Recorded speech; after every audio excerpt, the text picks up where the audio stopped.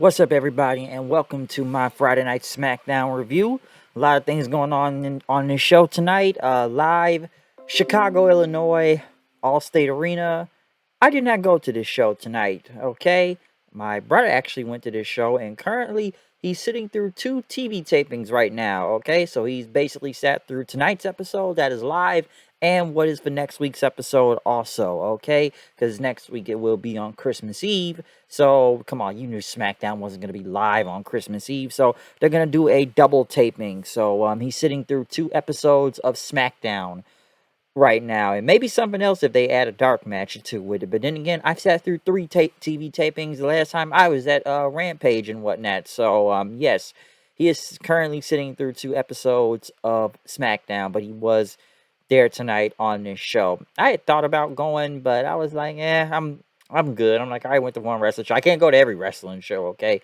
I like going to shows here and there, but I'm not gonna try to make every show I see, all right? But with SmackDown being in Chicago this week, we did kick it off with a tag match. Sasha Banks and Toni Storm, who was already in the ring, going against Charlotte and Shotzi Blackheart out there. So this honestly was the longest match of the night. I'm surprised it actually had this much time out there too to take up half the show. But a good match nonetheless. Ended up with Toni Storm rolling up Charlotte to get the win. Crowd was really into it though, so obviously she is still going for the title. I think the title will be on the line next week, and like I said, we're on with the taping, but it will be on the line next week. Both Charlotte and Toni Storm for the women's championship next week. So we'll see what happens here. But yes, Toni Storm did get the win over Charlotte tonight. Next, though, we had King Woods in the back, basically with Nakamura, Boogs, Kofi, and other guys out there saying all hail King Woods. Boogs kissed the ring and whatnot, but the Usos showed up basically making fun of him and stuff, saying like, y'all think y'all gonna beat us tonight, just wait till day one, so they're gonna face each other tonight. The Viking Raiders then came out, which they went to commercial, and then, they had an interview in Natalia, which I felt was a very long type of segment because you went from like an entrance to commercial. Then we got interviewed Natalia about, Xia Li and whatnot. The whole protector thing. And then they had Jinder and Shanky come out. Wow, when's the last time they've been on TV? Hey, I'll give them one thing. At least they finally made it back on TV. We're still waiting for Veer to debut on Raw, but at least they finally put Jinder and Shanky back on. So, Veer, we're still waiting on, folks. We're still waiting on. We had a Raw recap until we actually got into the tag match with both the Viking Raiders and Jinder and Shanky. Match wasn't bad. The Viking Raiders War Machine was over out there, especially for the big splash for the win. So obviously they were going to win regardless. Really not much to say from there. Um, Basically right after that, then they went to, who was it? Oh yes, Happy Corbin and Madcap Moss. Basically they still had Drew McIntyre's sword in the table, well, the desk he struck in last week. I don't know how they got that from LA to Chicago, but they really did carry around this entire desk with the sword still stuck inside of it. So, yeah. Paul Heyman was in the garage area. I guess he was waiting for Roman Reigns, but it was Brock Lesnar who stepped out. He was expecting Reigns. Brock said good luck with that. As Heyman looked very nervous and said thank you. So, we're going to see what happens tonight on there. But, yeah, Brock showing up first before Roman tonight. Excuse me. But yes, next after that though, we did get Madcap Moss and Corbin out there doing their happy talk thing. Honestly, this gimmick is god awful, and these jokes are very corny, which they are supposed to be very corny, but these sound horrible. They talked about Drew.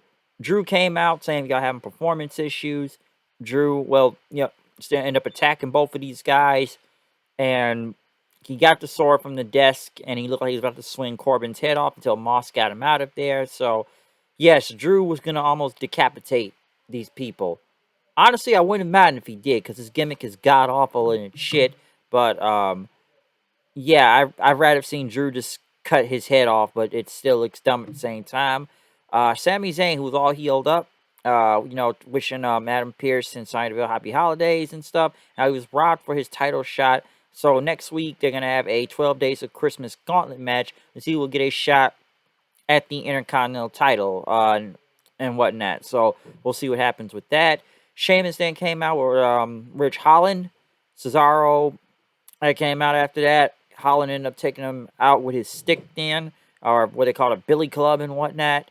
But it was Rich Holland versus Cesaro. Sheamus was at ringside. Not much from this match with, Cesaro already hurt right out there and his, ribs taped from last week. Basically, Sheamus kind of distracted Cesaro. Holland ended up hitting him in the ribs again, which he ended up slamming him for the win. So Cesaro was protected, given that he was attacked, with the whole Billy Club thing. But yeah, Holland here getting the win this week over Cesaro and whatnot. So we'll see what happens with that. Naomi came out, basically said she's made herself a Christmas list. Every year she does, but this year it's only one thing she wants is a one-on-one match with Sonya Deville. She knows she's in the back, so she told her to come out and face her. Deville said, "Listen, I'm in the suit, so I'm not gonna fight you, all right? But I got someone that can, which is Shayna Baszler." Baszler attacked from behind, and basically this match didn't go long for like a minute because she almost like a leg hold in, and Naomi ended up just pinning her and just looked at Deville at ringside. And I guess somehow we're going to get this match sooner or later, so we'll see what happens with that. Drew was still hunting for Corbin and them. Corbin said it's going to be Madcap Moss versus Drew at day one, so we'll see what happens with that. The Usos went against the New Day. I feel like I just saw this match like 2 weeks ago. Which the New Day got the win.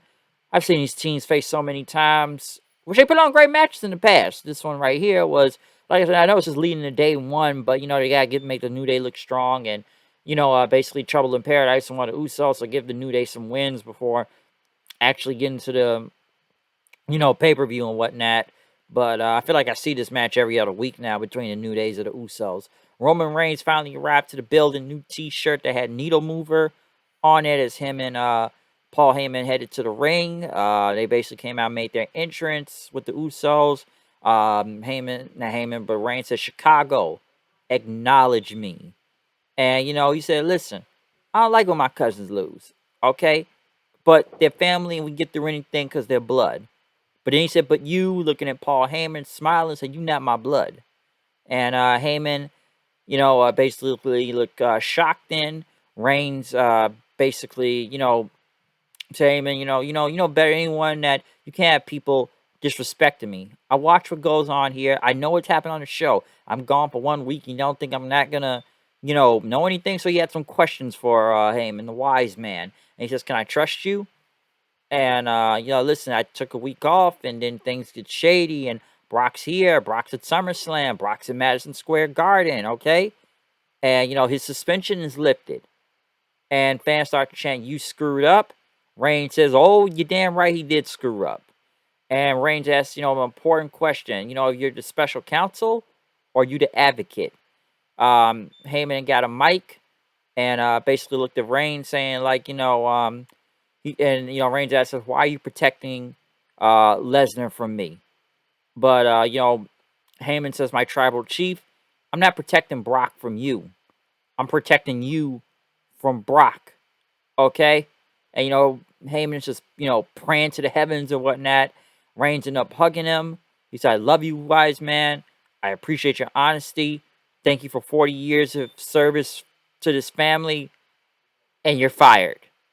And basically Reigns turned around, and then he turned back and just took him out with a Superman punch. He told the Usos to get some chairs. I guess we're going to go for a concerto. But Brock Lesnar came out there, big pop. Brock took out the Usos then. Even just no-selling a super kick, F5 in them. Reigns took a chair. He started beating Lesnar with it, but Lesnar basically no-sold it, and he picked up Reigns, F5'd him 2 times as the crowd, basically sent the crowd home happy. But, he just took him up with the F5s as he just stood there, and the crowd went nuts for it then. So, Heyman getting fired right here, I didn't think it was going to happen right now. I actually thought it would have happened until the pay-per-view maybe, and we'll see who Heyman's side, who he was really going to be on. But I guess they didn't want to wait that long, so I guess Heyman is now back on Brock's side just in general at this point. He'll be by his side at the day one pay-per-view and whatnot, but actually kind of expected Heyman just kind of keep playing this whole game of whose side is he on, but I guess they finally did it. Some would say it was about time. He didn't really belong there anyways, which it was working for a while, and I guess until they brought Brock back, but I kind of liked him. It was just like Heyman and Reigns just walking around, being the advocates, and even though Heyman didn't really have to say much this time, he just kind of stood there and held the title up most of the time, but now it's like, they finally fired him, so like I said, it's probably just going to be Brock and Heyman once again going against, Reigns and company and stuff. So we'll see what happens with that, but other than that, SmackDown tonight was SmackDown. Would I have went to this show? Possibly. I thought the show was okay. Probably the Reigns and Lesnar thing that people were mostly excited over. I could have done without the Corbin stuff. I think that shit's horrible. The tag match was probably the longest match on the entire show, but it wasn't a bad tag match, though. But every other match was basically short, or we had some type of segment going on, like, with Naomi and them, or just these quick matches with the Viking Raiders and stuff, or Holland, or, Usos and New Day. So it's not much to say about the rest of the show. I thought it was okay. Like I said, I know they announced some matches for next week, but like I said before, most of those matches are being taped currently right now while I am talking during this review, okay? I'm not going to ask my brother to spoil things for me because I don't spoil things for him or anybody else if I go to a show and there's a taping. I'll probably have footage, but I'm not going to tell you who wins and who loses and whatnot. I'll watch the show next week. Why? Because it's probably nothing else on TV as it is anyway. So, yeah, I can wait and everything. But yeah, they are doing double tapings tonight. So that's SmackDown for you. Come on, did you really think we're going to be live on Christmas Eve? Like I said in the beginning of this video, think about that for a second. But I wouldn't mind if I went, though. Probably to see Brock kill Roman in them. But like I said, SmackDown was SmackDown, okay? But other than that, though, comment, subscribe, follow me on Twitter at Hood9890. I'm out of here. See you guys then. Peace.